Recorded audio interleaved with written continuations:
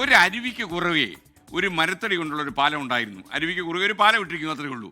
ഒരാൾക്ക് മാത്രമേ ഒരു സമയം ആ പാലത്തിലൂടെ കടക്കാൻ കഴിയൂ. ഒരു ദിവസം അരുവിയുടെ രണ്ട് വശങ്ങളിൽ നിന്നും രണ്ടുപേര് പാലത്തിലേക്ക് കയറി. ഏതാണ്ട് ഒരേ സമയത്ത് പാലത്തിന്റെ മധ്യഭാഗത്തെത്തിയപ്പോൾ അവർ മുഖാമുഖം കണ്ടു. അവരവിടെ നിന്നു.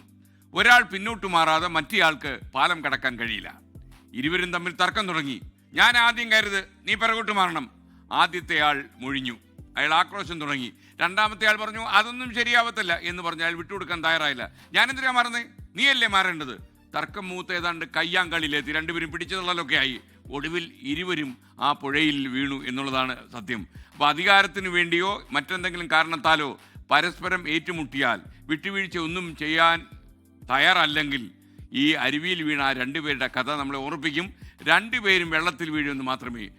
അതുകൊണ്ട് വെള്ളത്തിൽ വീഴാതെ ഉത്തരവാദപ്പെട്ടവർ അവരെ കാത്ത് സംരക്ഷിക്കുക എന്നാണ് പറയുക. വിട്ടുവീഴ്ച ഏറ്റവും പ്രധാനമാണ് ജീവിതത്തിലും ചിലപ്പോൾ രാഷ്ട്രീയത്തിലും.